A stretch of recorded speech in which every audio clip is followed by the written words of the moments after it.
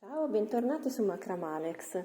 Oggi vi faccio vedere a grande richiesta come utilizzare la macchina da maglieria circolare per fare lavorazioni a pannello in righe di andata e ritorno. Allora, innanzitutto vi faccio vedere che qui sul fianco, sulla centro e qui sull'addi, credo che sia qualcosa di simile, c'è questo pulsantino. T sta per tube, quindi lavorazione in tondo. Vuol dire che, come abbiamo visto finora, la macchina continua a girare avanti o indietro o da un verso o dall'altro, è uguale, e non si blocca mai. Ok? Se invece impostiamo questo tastino su P, sta per panel, cosa succede? Che quando arriviamo in prossimità dell'ultimo ago, si ferma, non andate avanti, non c'è verso, cioè la rompete se andate avanti, vedete che è bloccata. Torniamo indietro, si bloccherà sempre in prossimità. Basta, non va più, ok? Quindi la differenza tra T e P è questa, che la macchina fa solo avanti e indietro e si blocca in prossimità del lago bianco. È strettamente necessario metterla in P quando dovete lavorare a pannello? No, non è strettamente necessario. Questo per dire, dovete lavorare solo 20 aghi, cioè fate voi con la manovella avanti e indietro, no? Senza mettere il pulsante sulla P. Non metterlo sulla P è utile anche se volete lavorare tutti e 48 gli aghi, ma questo lo vedremo in un altro tutorial più avanzato. Oggi diciamo che mi soffermerò più che altro su come lavorare i 45 aghi che restano se mettete il pulsante in P. Vi ho detto come mai solo 45 aghi? Appunto perché si blocca i 3 aghi qua, il bianco che è l'ultimo e i primi 2 non sono considerati come lavorazione. Vi faccio subito vedere perché. Per la lavorazione a pannello nel 99% dei casi è molto comodo partire con una lana di scarto. Questo perché? Perché i primi giri sono i più ostici, è più facile che perdiate dei punti o che l'inizio e la fine siano non molto precisi. Quindi vi consiglio caldamente di utilizzare per i primi 5-6 giri una lana di scarto. Vediamo come si fa il cast on. Si fa, diciamo che il metodo standard e più facile è quello di iniziare a zig zag. La direzione del cast on verso destra o verso sinistra è uguale, non è fondamentale. Io mi trovo più comoda ad andare verso sinistra perché la manovella sta a destra, quindi con una mano giro la manovella e con l'altra faccio passare il filo, per cui andremo in questa direzione. Come vi ho accennato prima, lavorando con il programma P, questi 3 aghi non si lavorano, quindi per partire inizieremo il cast on dal terzo ago. C'è proprio il numerino 3 disegnato sulla centro. Fate una codina, mettete lì la lana di scarto e partite con il solito zig-zag.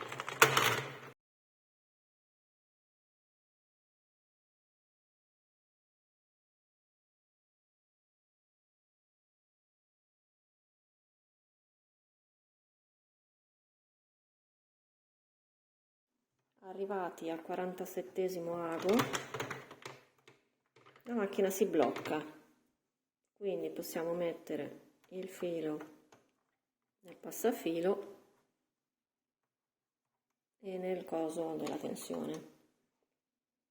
A cosa dovete prestare attenzione prima di tornare indietro? Che il filo sia passato sotto la cunetta, come si chiama? Sotto questo coso, poco prima del lago bianco. questo punto girate la manovella nell'altro senso e tornate indietro. Io per comodità, se vedete, mi sono colorata di nero i 4 ganci che non vengono lavorati. Mi sono colorata il gancio dopo il 47esimo ago e poi gli altri 3 che sono il pezzo di ghiera che non viene lavorata. Quindi io quando sto girando veloce controllo che la lana sia passata sotto questo gancio. A questo punto vado avanti nell'altro senso. Cosa avete visto? Che la lana è caduta qua. Come vedete è un po' molle, quindi tiriamo un po', ma leggermente la lana, in modo che il bordo venga bello, netto e definito e che i punti non si perdano. Ok, riprendiamo, lavoriamo fino all'altra parte. Arrivati di nuovo all'inizio, cosa dobbiamo controllare? Che la lana, tac, scenda sotto questo gancio che è l'ultimo lavorato, che è quello che mi sono segnata sempre in nero, vedete, è comodissimo. Una volta che avete visto che questo è sceso giù, potete tornare dall'altra parte, tirate un po' la codina e tornate indietro. La lana è scesa, tirate un pochino e basta, tutto qua. Riprendete a lavorare. Siamo arrivati di nuovo all'ultimo, è scesa, possiamo tornare indietro. Controllate dopo i primi giri che questo resti giù, che non venga tirato su dal lago. Stiamo andando di qui, la lana è scesa, tiratela un pochino.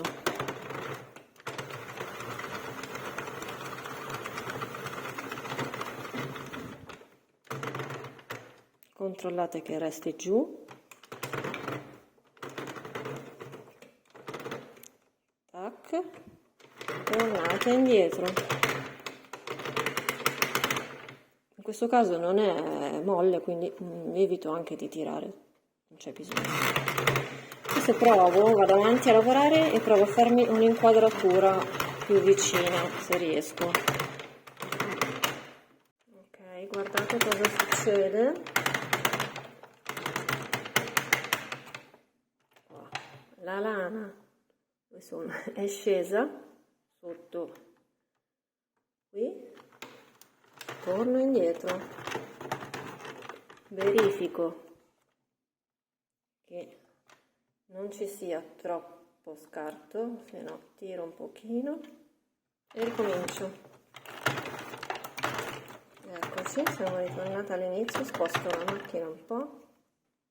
Ok, ci siamo.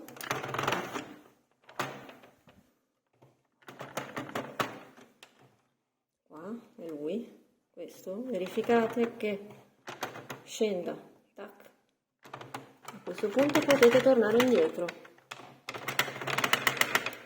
Qui c'è un po' di gobbetta e allora tiro un po'. Basta, tutto qua. L'altra cosa che posso consigliarvi è di andare piano, nel senso che dovete sempre verificare che questa lana vada giù, che sia presa e che la lana resti giù e che non vada in su insieme al lago. Quindi soprattutto nella lavorazione a pannello andate con calma. L'altro consiglio che posso darvi è, se non riuscite a mantenere giù questa parte, usate delle mollette, dei pesi, attaccate alla lavorazione dei pesi.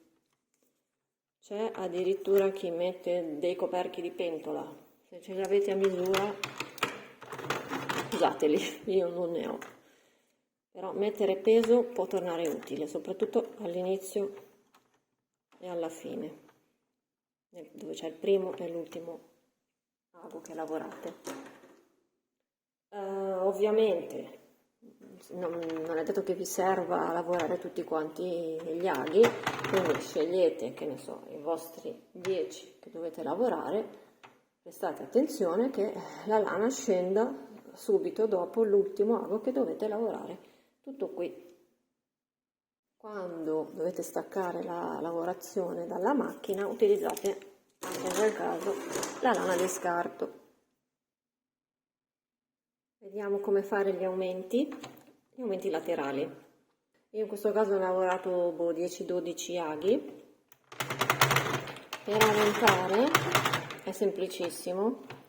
Questo è l'ultimo che ho lavorato finora. Vediamo di centrare l'inquadratura. Semplicemente, invece di fermarvi qui dove dovreste, andate avanti, lavorate anche questo e fate cadere la lana dopo quello che avete aggiunto. Tornate indietro, verificate un pochino la tensione e qua guardate si è aggiunto, abbiamo fatto l'aumento. Facciamo la stessa cosa a destra. Questo è l'ultimo che ho lavorato, ne lavoro uno in più e verifico che la lana cada dopo il gancio. A questo punto torno indietro e voilà, ne abbiamo lavorato uno in più. Ok, cosa succede nel giro successivo? Verificate che il nuovo punto resti giù, la lana è scesa, tornate indietro.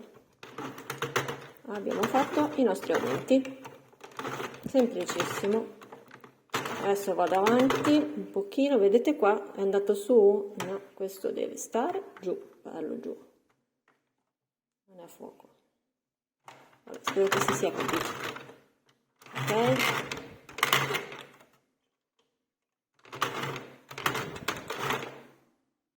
vediamo come fare le diminuzioni. Ci servirà l'aiuto di un uncinetto. Io sto usando un uncinetto del 3. Ok, sono le diminuzioni esterne. Volendo si possono fare diminuzioni anche interne, ma soffermiamoci a vedere le diminuzioni sull'ultima maglia. Ok, sono arrivata agli ultimi due, si sono sollevati. Una volta che l'ultima maglia è sbloccata, la tirate fuori il nostro amico uncinetto e la infilate nel pin precedente poco prima. State attenzione che la lana non sia già stata presa.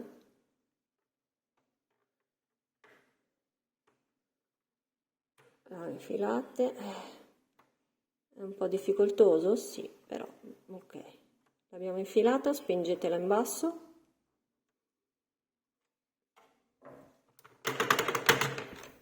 Tenete un po' di tensione, la lana è scesa, torniamo indietro.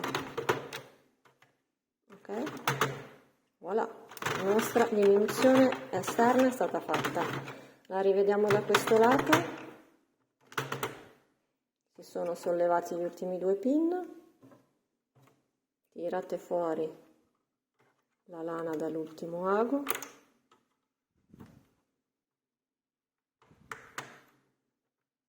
E la infilate nel penultimo.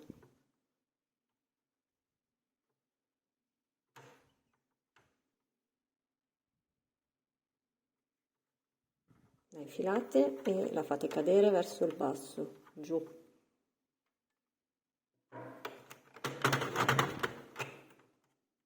Sa che non l'ha presa benissimo, adesso la sistemiamo tornando indietro, infatti vedete che non l'ha presa.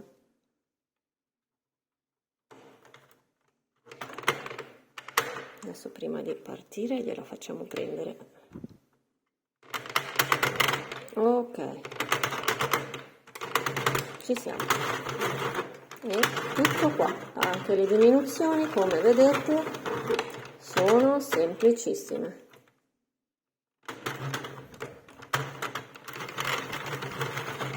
Ok, spero che questo tutorial vi sia stato utile e propedeutico per i prossimi tutorial, quindi prendete una bella lana di scarto, diciamo da allenamento, e allenatevi a lavorare a pannelli con aumenti e diminuzioni. Vi aspetto al prossimo tutorial, iscrivetevi e lasciatemi un mi piace. Ciao, alla prossima!